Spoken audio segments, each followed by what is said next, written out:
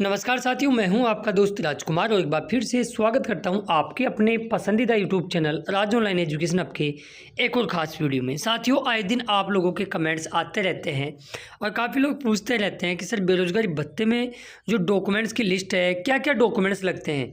क्योंकि last video मैंने बता दिया था डॉक्यूमेंट्स क्या क्या लगते हैं, कैसे बढ़ते हैं, वो इंपॉर्टेंट डॉक्यूमेंट्स बताए थे। अब मैं आपको इस वीडियो में बताऊँगा कि रोज़गार पंजीयन में क्या क्या डॉक्यूमेंट्स की आवश्यकता होती है और बेरोज़गारी भत्ते के लेने के लिए आपकी न्यूनतम और अधिकतम उम्र कितनी होना ज़रूरी है। क्योंकि यदि आपकी मैक्सिमम उम्र भी पूरी हो जाती है तो फिर आपका भत्ता भले ही चाहे अप्रूव हो गया हो, वो स्टॉप कर दिया जाता है। प्रूफ भी बताऊंगा आपको मैं। और इन दस्तावेज़ों के बिना आप फॉर्म भर ही नहीं सकते हो। और इसके अलावा फॉर्म भरने का सही तरीका मैं आपको बताऊंगा और भरने से पहले इस वीडियो को ज़रूर देख लेना।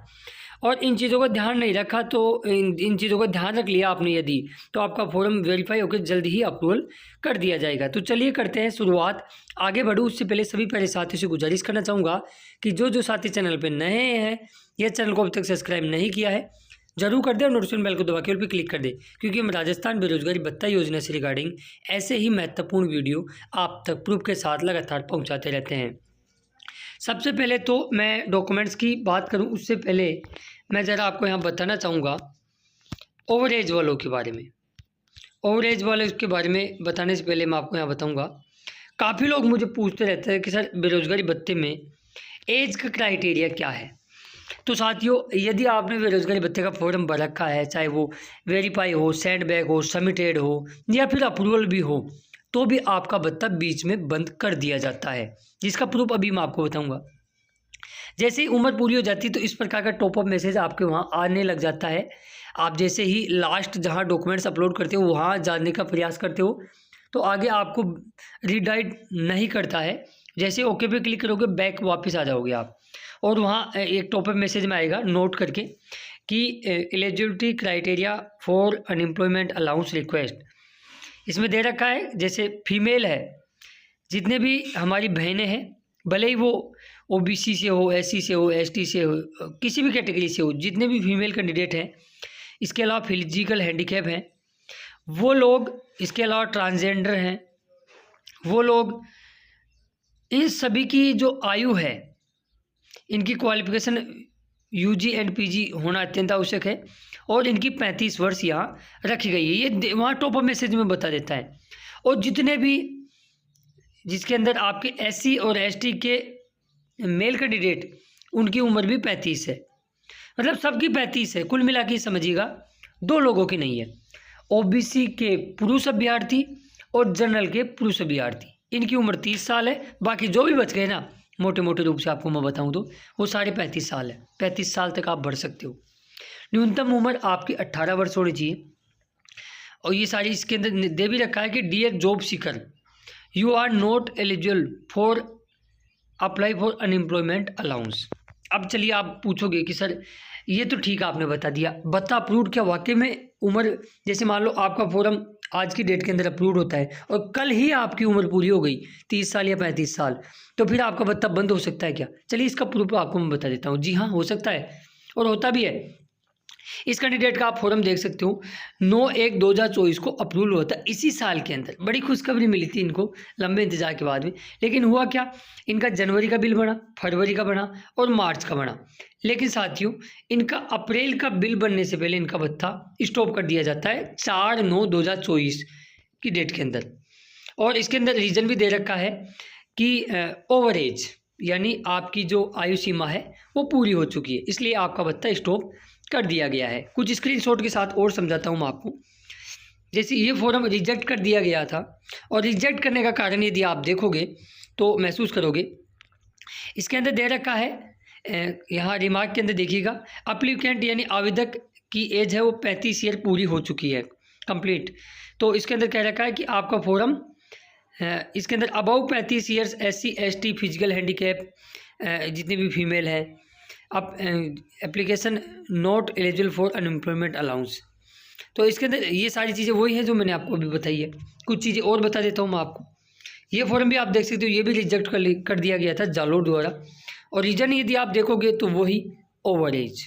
तो ओवर एज एक बहुत महत्वपूर्ण चीज़ हो जाती है।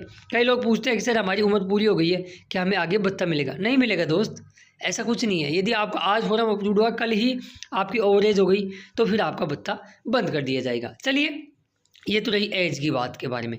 अब बात कर लेते हैं बेरोजगारी भत्ते में जो महत्वपूर्ण डॉक्यूमेंट्स लगते हैं वो क्या क्या लगते हैं उसके बारे में। नंबर 1, आपका बेरोजगारी भत्ता लेने के लिए आपके पास सर्वप्रथम SSO ID और पासवर्ड होना अत्यंत अनिवार्य। ये तो कंपलसरी है, इसके बिना तो आप फॉर्म भर ही नहीं सकते हो। और कोशिश करें, क्योंकि बेरोजगारी भत्ता योजना में ये साफ दिशा निर्देश अब दे रखे हैं कि आपकी ही SSO और पासवर्ड होना अत्यंत आवश्यक है। दूसरे की SSO ID का यूज आप बिल्कुल ना करें। नंबर 2, आपके पास आपका स्वयं का आधार कार्ड होना अत्यंत आवश्यक है। और उसमें एक महत्वपूर्ण चीज़ कि आपके आधार में मोबाइल नंबर लिंक होना या रजिस्टर्ड होना ज़रूरी है। यदि नहीं है तो करवा लीजिएगा।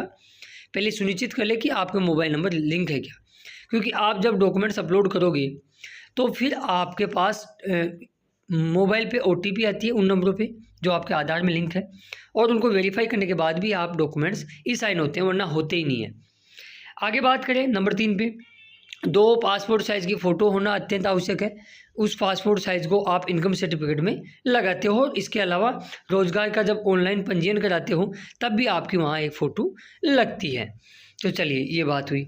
आगे हम बात करें, जनाधार कार्ड होना आपके लिए अत्यंत आवश्यक है, क्योंकि जनाधार से आप जैसे जनाधार नंबर लगाते हो तो फिर आपका उस जनाधार में जितने भी सदस्य हैं उनकी लिस्ट ओपन हो जाती है, और जिस कैंडिडेट का आप फॉर्म भरना चाहते हो उस पर आप जैसे क्लिक करोगे तो जनाधार नंबर और जनाधार की परिवार जो आपकी व्यक्तिगत पहचान संख्या है वो वहाँ से उठाता है, तो ये ज़रूरी है। PAN card, voter card, ration card, driving licence, इनमें से किसी एक डॉक्यूमेंट्स का होना अत्यंत आवश्यक है। यदि आपके पास जनाधार, आधार कार्ड और ये जो PAN card, voter card, ration card, driving licence ये फिजिकल रूप में ना भी हो तो भी चलता है, क्योंकि इनके नंबर की ही आपको यहाँ आवश्यकता पड़ने वाली है। इस चीज़ का आप ध्यान रखिए। आगे बात करें तो राजस्थान का मूल निवास का प्रमाण पत्र आपके लिए पास होना ज़रूरी है। तो एक नेसेसरी और कंपलसरी ही चीज़ है, क्योंकि इसके अंदर योजना का मुख्य उद्देश्य यही है कि आप राजस्थान के निवासी होना अत्यंत आवश्यक है। तो इस चीज़ का आप ध्यान रखें। ये ई-साइन होते हैं और अपलोड भी होते हैं, ठीक है। ये आपका पास मूल कॉपी होना ज़रूरी है। इसके अलावा जाति प्रमाण पत्र उन कैंडिडेटों के लिए SC और ST वर्ग से यदि आप बिलोंग करते हो तो फिर आपको आपके जाति प्रमाण पत्र की भी आवश्यकता पड़ने वाली है। इसके अलावा आगे हम बात करें, स्नातक की अंतिम वर्ष की अंक तालिका, जिसको अपन फाइनल ईयर की मार्कशीट बोलते हैं, जैसे BA, BSc, BCom आदि, ये होना अत्यंत आवश्यक है, क्योंकि ये भी ई-साइन होकर अपलोड होती है ओरिजिनल। इसके अलावा 10th की मार्कशीट, ये भी आपकी ओरिजिनल अपलोड होगी। और इम्पोर्टेंट चीज़, काफ़ी लोग पूछते रहते हैं सर बैंक पासबुक कौन सी लगेगी, क्या हम इस बैंक का लगा दें या उस बैंक का लगा दें?